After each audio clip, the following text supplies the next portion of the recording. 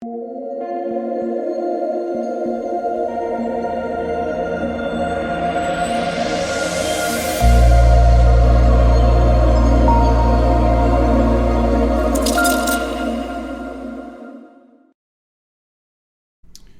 right, guys, so we're going to start the video today with a nice little story time.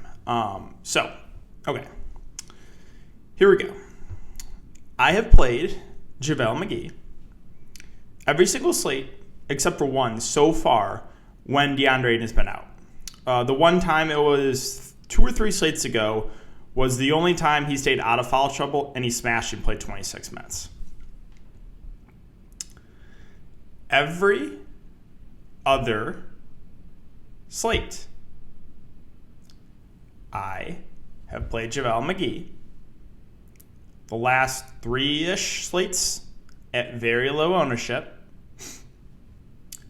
Every single time he gets in massive foul trouble and loses big minutes. Okay? Most noteworthy, the last slate, when I played him at like 10% ownership and he picked up 3 fouls in 2 minutes. Okay? So, there's the base. So, looking at it tonight, the price hasn't moved on McGee. I know he's got a ton of upside, but I'm just like, you know what? I am tired of getting burned by this guy and him getting foul trouble every single time. I can't deal with any more foul trouble. So, what do? Well, I'm looking at the Hornets. I'm looking at Kelly Oubre in a revenge game. I'm like, you know what?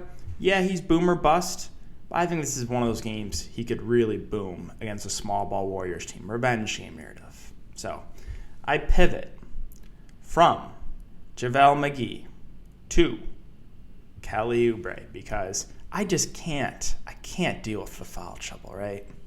So, Kelly Oubre. What happens? 5 minutes, 3 fouls. No, we're not done here. Not only does he get in massive foul trouble, no, that's not everything here, guys. He gets ejected. Kelly Oubre gets ejected. He gets ejected. He gets ejected. Okay? Foul trouble, and he gets ejected. You want to know what JaVale McGee did tonight? When I finally fade him. When every time I play him, he gets in massive foul trouble. 3 fouls in 2 minutes last slate at super low ownership. You want to know what JaVale McGee did tonight, guys? 50 fantasy points. 50. 5-0, a 50 bomb from JaVale McGee. Absolute smash. When I finally fade.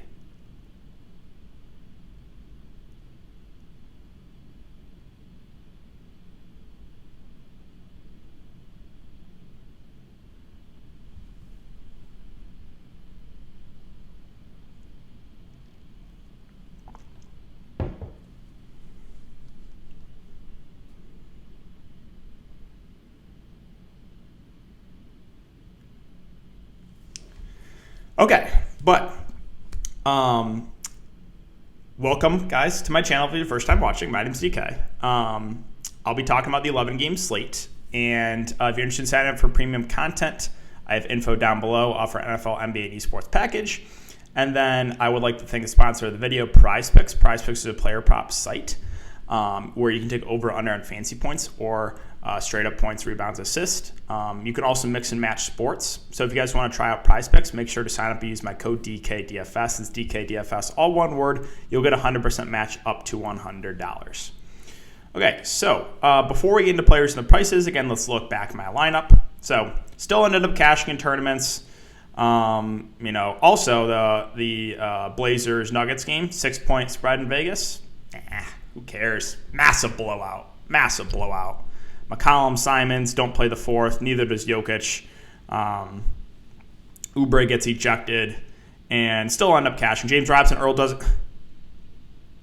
They closed with Isaiah Roby. I was talking about the Patreon last year. I'm like, all right, there's no Mike Muscala. The only one that big is Derek Favors. I'm like, Robinson Earl closed last game, played 30 minutes, and he was playing pretty well. He shot the previous game, he shot 1 of 9, yet they closed with him. He was playing well tonight. Nah. Dust off Isaiah Roby and close with him and the rest of the starters. Okay. And Levine just does fine. I was telling people on Patreon, I was like, this is just a sanity check. If I fade him and he goes off, I'm going to lose my mind. But I'm already going crazy because of JaVale McGee. I finally fade and he goes 50 fantasy points. Still a good night, but my God, I'm telling you guys, I am going crazy. I'm going crazy. So I was going over some ownership. This is in the Hall of Famer, $2,000 entry. CJ McCollum 100% owned, no real surprise. Very, very clear play. I said the only reason he was going to fail on Patreon was the blowout. The blowout happened. But yeah, he was on pace for probably 45 fantasy points if the game stays close. So nothing you could do about that. Simon still got there even in the blowout. Powell got a good amount of ownership. He was a letdown. People asked me about Powell. Like, I added him to the player pool, but I was like, his role doesn't really change. He's still pretty reliant on the scoring, and sure enough, again, he didn't do much besides score the ball. Draymond was the chalk. He was too cheap, in my opinion. McGee got some ownership again. Levine was very popular. Don't feel bad if you played Elijah Johnson. He was pretty popular in the high six, 25%. He got a DNP. And then Jokic, massive blowout. So this was the winning lineup. Simons, McCollum, Bridges, Robinson, Earl, Jokic, Bones Highland, DeMar DeRozan, and Alex Caruso. So that is it for the look back, guys. All right, let's talk about this 11-game slate. We'll start off with Boston. Boston has not been great recently. Cleveland's actually been pretty solid on the defensive end. Tatum 9.8K after a awful game last game. The ownership probably is going to drop a ton. Don't mind going back to the well on him. I think he'll be very, very low owned. Still a guy that gets a pretty big bump without Jaylen Brown. Horford looks like he's going to be back, so that kind of takes Robert Williams out of play for me. Horford feels a little bit too pricey. Schroeder at 6'5", is going to play big minutes. I think he's a solid option in the mid-range. And Robert Williams is still playable, but like the usage does go down a bit when Horford's in the lineup, so he doesn't really stand out. And then I'll mention Josh Richardson at 3.5K, who's been playing around 30 minutes. Low usage, but he's super cheap, so I think he's in play for value. On the Cleveland side, one of the bigs going to have a good game. They've been alternating with Allen and Mobley. Both are in play. Both the guards are in play, too, with Garland and Rubio. They're running a super tight rotation. Garland playing like 35 minutes a game. Rubio playing, 28 to 30 off the bench. Rubio a little bit better point per minute. So both those Cleveland guards are relatively safe options. And then probably not going to get to anyone else. Like Chetty's fine at 3.9K. Minutes been trending up a little bit on him. He's a decent point per minute guy. Sacramento, Detroit. So Sacramento basically fully healthy. And it's hard for me to get excited about anyone here. Like Fox's usage goes down. Halliburton's in there. He went back down to earth against the Thunder. Harrison Barnes is 7.3K. He probably plays 35-ish minutes, but he's finally cooled off. Told you guys Harrison Barnes is not going to average 40 fantasy points a game. He's finally cooling off. Holmes has upside, but he also has a very, very low floor due to foul issues.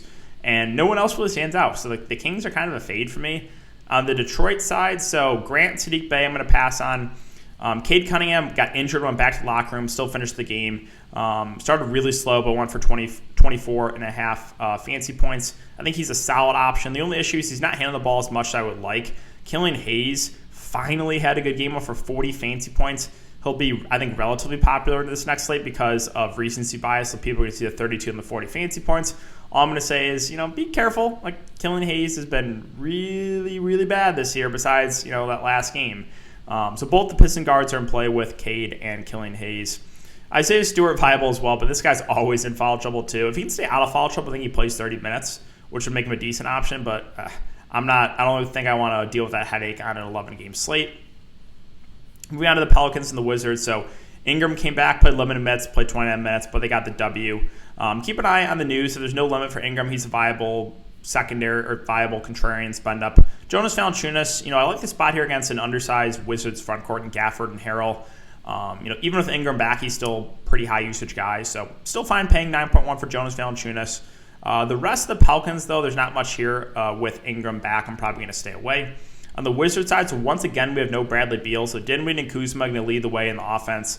Both going to be pretty high usage. Dinwiddie, the only issue is the minutes. Like, he's still not going to get a tick up in minutes, but I like both Dinwiddie and Kuzma at their respective prices in an up-tempo game. Kuzma probably plays about 35, Dinwiddie 30 to 32. Both centers viable. Harrell's the guy that has more upside. Harrell only played 21 minutes last game. He almost had a triple-double. And for 26 and 7, that's just crazy. But, like, the price doesn't really stand out to me. And then, yeah, KCP is always viable. He's going to play 30 minutes, but he's super reliant on the scoring. They did start Aaron Holiday, and they played him big minutes. He played 35 minutes, so assuming he starts again, I think he's a decent value. However, he's a low-usage guy. But if we get close to 35 minutes again from him, I think he's fair value play. Magic and Hawks. So on the Magic side, Cole Anthony at 7.4K. He's probably been the best player this year. He does have upside. He also has a little bit of a lower floor, so I don't know if I trust it for cash games or tournaments. It's fine. The bigs are always in play for tournaments too, but their production's been up and down. There's never really anyone I trust on the Magic, to be honest. Now, keep an eye on Jalen Suggs news. He's currently questionable. If he can't go, I don't think Michael Carter-Williams, I don't think he's coming back soon. But, yeah, if Suggs can't go, then monitor the starting lineup. Like, if RJ Hampton starts, I think he's a value guy we can look to at only 3.2K. Moving on to the Hawks. So, Trae Young in play for tournaments. Always will mention against Orlando, there's a little bit of blowout risk. He went for a massive game today against Milwaukee, 72 fantasy points. Right, the upside is there, just the floor is a little bit lower for him. Both bigs, Collins, Capella, are fine in a good matchup here. Capella probably plays low 30s minutes. I like the spot here again. Then John Collins, if he can stay out of foul trouble, he probably plays 30 to 35 minutes. So the main three guys there for Atlanta, all in play. Hunter, unfortunately for the Hawks, are going to be out. I think he's out 8 weeks. I believe it was Herter that started. He's played pretty solid minutes recently. 39, 30, and 33 minutes. So assuming he starts again, I think Kevin Herter is a pretty good value option. And then Reddish probably sees a couple extra minutes off the bench. I think he's a viable contrarian play. Pacers and Knicks. So they're kind of tempting me with the prices here on the Pacers. I know it's not not the best matchup, but the price points on the guys like Sabonis and Brogdon look pretty decent. So Sabonis under 9K. I know he's taking a little bit of a backseat usage-wise this season, but I still think he's a solid option at that price. I think Brogdon looks the best, only 8.2K. He's playing massive minutes, 35, 37, 37. A guy that has triple-double upside. We saw a triple-double from him last game, so I do like Malcolm Brogdon even in a tougher spot. Can we talk about this Miles Turner stat line? Guys, in 35 minutes, Miles Turner is a big. In 35 minutes, he has 20 points, no assist, and 2 rebounds in 35 minutes, and then 6 blocks and 2 steals. Like, what on earth is that? How is that even possible? How is it possible for a big Miles Turner to play 35 minutes and have 2 rebounds? I don't understand how that stat line is even possible. But Miles Turner has played well, and it's come at the expense a bit of Sabonis. Like Sabonis losing some minutes and usage. Miles Turner having some more upside. I'm not a fan of it, but only 6.7K. I think he's viable for tournaments. And keep an eye on Duarte. Duarte's questionable. If he can't go, probably McConnell starts. I mean, they've been closing games with McConnell. I know it doesn't make a ton of sense playing 2 point guards, but McConnell's been playing a ton of minutes, so McConnell possible play in the mid-range there if Duarte's out. Moving on to the Knicks, it's a good matchup here.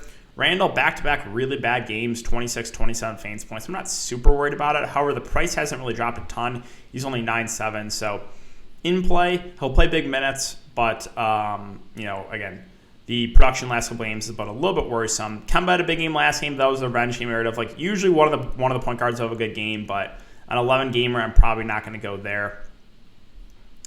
Mitchell Robinson's 4K, but the minutes haven't been as high recently, so I don't think I'm going to go to Mitchell Robinson. Moving on to Denver and Dallas. So Nikola Jokic is on pace for an absolute massive game tonight, and it was a blowout. So I just think Jokic is probably the safest bet up at the board. Super high floor, high ceiling, a guy that's basically going to get you a triple-double almost every single game. So really, really like Jokic. And then Barton was a surprise late scratch. If you played Will Barton today, I really feel for you. That just absolutely sucks. If Will Barton, again, he missed the game. They started, for some reason, Austin Rivers. He's the flat min price. He went to the locker room, I guess, too, with an injury. So we'll see who they end up starting if both those guys miss. Monte Morris had a pretty solid game starting. 36 fancy points with Jokic back. But again, when I play Monte Morris at very low ownership without Jokic, 21 fancy points. So, yay. Jeff Green is Jeff Green. He'll play probably 30 minutes, but a low usage guy. The guy that I am intrigued by here is Bones Highland. Talked about him today. I'm fine playing him again. 22, 30, 32 fantasy points. A guy that is a key part of this rotation now. And Mike Malone is an absolute idiot for not having him in the rotation. Imagine playing Austin Rivers over Bones Highland. Like, just imagine that early in the season, right? Bones Highland was getting DNPs. They were playing the dust of Austin Rivers over him. Like, what are we doing here, Mike Malone? But yeah, I think Bones Highland probably plays around 20 minutes. I think he's a decent value play. And then, keep an eye on if both Barton and Austin Rivers are out, like who they end up starting there. Moving on to Dallas, so we got actually a stealing game from both Luka and Porzingis at the same time. Like that's the big game we're waiting for from Luka. Like, we have not seen that yet. 80 fantasy point game from Luka Doncic. 11.3K. I think he is a solid spend up. However, I feel a little bit more comfortable with Jokic on the other side. Porzingis only 7K. I still feel like that's a little bit too cheap. He played 34 minutes last game. I think he plays low 30s again if he can stay out of foul trouble. So I like Porzingis even though it's a tougher matchup. Probably not going to get to anyone else though on Dallas, Houston, and Memphis. So Christian Wood is 8K. Houston continues to get blown out a lot, but if they play a competitive game, like, he's going to play 35 plus minutes. So at this price point, I feel like it looks pretty good. So I have some interest in Christian Wood. Also have some interest in Kevin Porter Jr. Like, those are the two guys that I usually look to in Houston. If they're going to keep the game somewhat close, it's probably these two. And Kevin Porter Jr. obviously will be handling the ball a decent amount. You saw a pretty big game from Sengun off the bench, 31 fancy points. I'm always fine with him in tournaments. Probably plays mid to high teens minutes. But I don't think I get to anyone else. Jayshawn Tate at 5.3K. He's a good defender, but he is prone to foul trouble. And I don't know if I want to deal with that headache on this big slate. Moving on to Memphis. So John Morant, 10K. Still fine paying the price for him, honestly.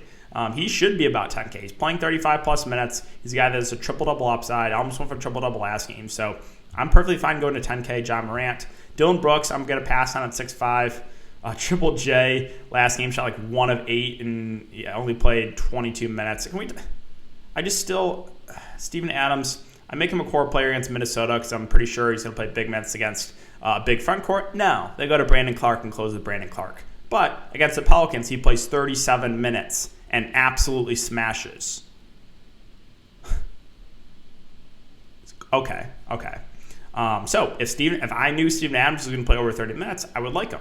However, the big minutes have been kind of all over the place here for Memphis, so I don't know if I want to deal with that.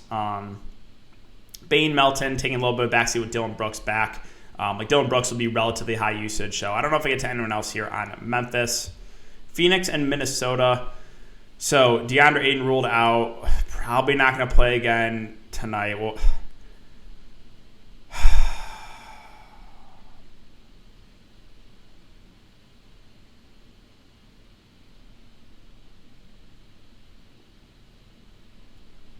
whatever I do here, just do the opposite. I joke around a lot, but I'm like 100% serious.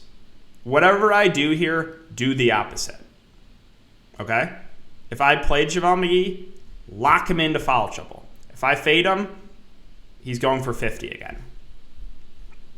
Devon Booker, 8.9K, always can play for tournaments. He has a little bit of a lower floor. Chris Paul, if Minnesota can keep the game competitive, he probably plays 35-ish minutes. I think he'd be a relatively safe option. Kaminsky's too pricey to me at 5'6", if you do think JaVale McGee gets in massive foul trouble, you could go to Kaminsky, but even at 5'6", it feels a little bit too much for me. And there's really not much else here for Phoenix. I'm not messing with the wings in Bridges and Crowder. On the Timberwolves. So the guy that stands out once again here is D'Angelo Russell because of the minutes. 36 in regulation, 34, 30 in a blowout. So he's playing pretty big minutes. He's handling the ball a decent amount. Even in a tougher spot, I think D'Angelo Russell makes for a pretty good play at 7-1. Again, if I play Anthony Edwards, he goes for 14 fantasy points. I fade 67 and 40. It's just like I just can't.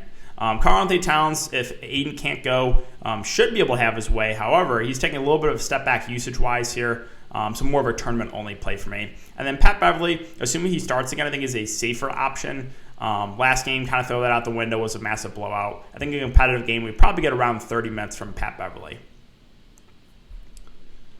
Okay, Miami and Oklahoma City. So the key piece of news to keep an eye on here is Jimmy Butler. He is currently questionable. That's big. It's really big. If Jimmy can't go, then I really like Bam, Lowry, and Hero at their respective prices. All three going to play big minutes as long as the game is competitive. And even Duncan Robinson and PJ Tucker, right? They've been running super tight rotations. Duncan played 34 minutes last game in regulation. PJ Tucker played 33. I know you never really feel great about PJ Tucker, but really the whole starting five from Miami would look good if Jimmy Butler is out.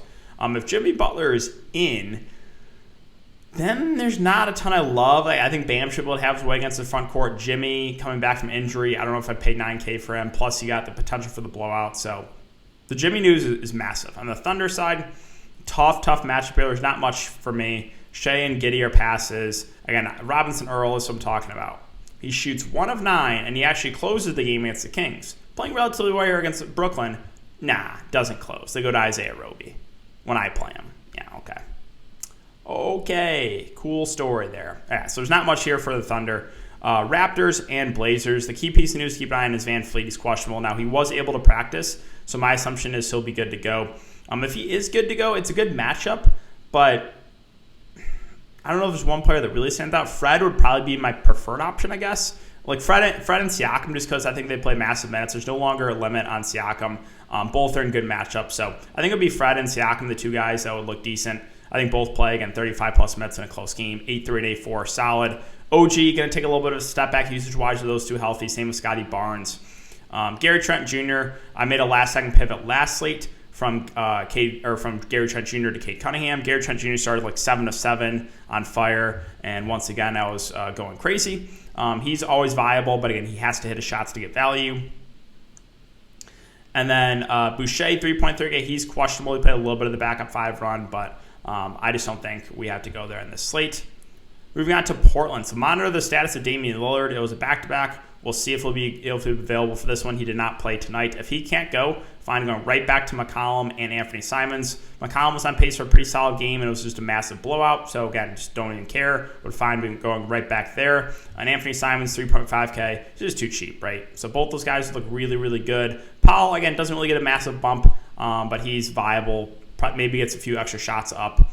Nurkic at 6'6", just the minutes, right? He's just not getting a lot of minutes, which is really, really frustrating. Like, play Nurkic more minutes.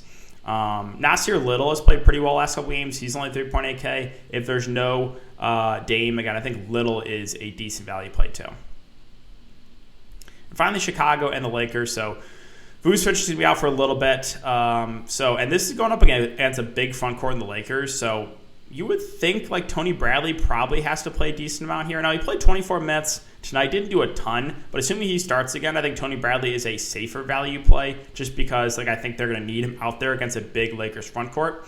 And then DeRozan and Levine both look pretty good in a good matchup here, 8.3 and 8.1 respectively. DeRozan went for 50. Levine went for 43. Again, both get a pretty high usage bump without Vucevic just because Tony Bradley is really not going to do much on the offensive end. So those two guys look good. Lonzo's fine at 6'5". He'll play big minutes, but he's really not doing a lot in the offensive end. And then Caruso actually started tonight. He played 39 minutes. So if Caruso starts again, I think he's a good value. Also, revenge game narrative too, 4K. So monitor that one. But yeah, if he starts again, I think he looks pretty good. And Aliza Johnson was a DNP. I don't think I want to mess with the other options in Chicago. And finally, the LA Lakers. So still no LeBron. Westbrook 10-8, AD at 10-4. Neither really stand out. I think I would prefer the price in Anthony Davis. Should be able to have his way against this Chicago front court. So AD is probably the spend I look to on the Lakers. And then we had THT come back. I think he played, 27 minutes he started. So assuming Talon Horton-Tucker starts again at the flat min price, I think he looks pretty solid. Malik Monk at 4.1K. He's been playing some decent minutes off the bench. I think he makes for a decent value play. Even Rondo at 3.5. 24 and 20 minutes last couple games. He's a good point per minute guy. So I actually do have some interest here in some of these cheaper options on the Lakers.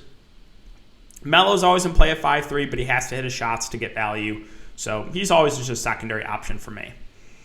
And Bazemore was out of the rotation. He got a DNP, which is kind of good to see. Bradley will play minutes, but like it's Avery Bradley. You can go for like one fancy point in like 20 minutes. So I don't really want to go there on this big slate. But yeah, guys, that's going to do it for the video. So if you have been enjoying the content, make sure to hit that like button, subscribe, and hit the notification bell.